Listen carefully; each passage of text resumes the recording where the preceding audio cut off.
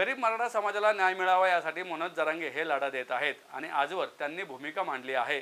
तसेच मनोज जरांगे आणि सरकारचे नवी मुंबईमध्ये काय बोलणं झालं, त्यांना काय शब्द दिला हे त्या दोघांना माहिती आहे। याबाबत मला काही माहिती नाही, पण आता हा विषय अधिक चिघळण्यापेक्षा मनोज जरांगे आणि सरकारने एकत्र बसावे जेणेकरून गरीब मराठा समाजाला न्याय मिळावा अशी भूमिका स्वराज्य संघटनेचे संस्थापक अध्यक्ष माजी खासदार छत्रपती संभाजीराजे यांनी मांडली आहे। पहिलं आरक्षण हे कोल्हापूर संस्थांमध्ये दिलं होतं 50% आणि त्या माध्यमातून मग देशभरात 50% आरक्षण सगळ्यांना ते देण्यात आलं। मी सुद्धा स्वतः 2007 ते 2009 पासून मी पूर्ण महाराष्ट्र पिंजून काढला की ह्या गरीब मराठा समाजातल्या लोकांना हे आरक्षण मिळावं, कारण ते पूर्वी शाहू महाराजांनी दिलं होतं।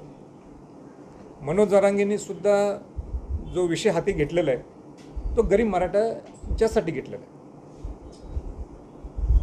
आणि गरीब मराठा समाजाच्या न्याय मिळवून देण्यासाठी त्यांची नेहमी भूमिका असते। माझा जुना तो माझ्या सहकारी आहे। मनोज जरांगेंचं आणि सरकारचं काय बोलणं झालं नवी मुंबईत ते त्या दोघांना माहीत आहे। मनोज जरांगेंना काय कमिटमेंट्स दिले असतील ते सरकारने पूर्ण केलेत की नाहीत ते मनोज नेहमी आपल्या भाषणात बोलून दाखवतात। मला असं वाटते की आता अनेकदा विषय आणि जास्त चिघळण्यापेक्षा सरकार आणि मनोज जरांगेंनी एकदा परत बसावं जेणेकरून गरीब मराठा समाजातल्या लोकांना न्याय मिळावा, ही माझी प्रामाणिक भूमिका आहे।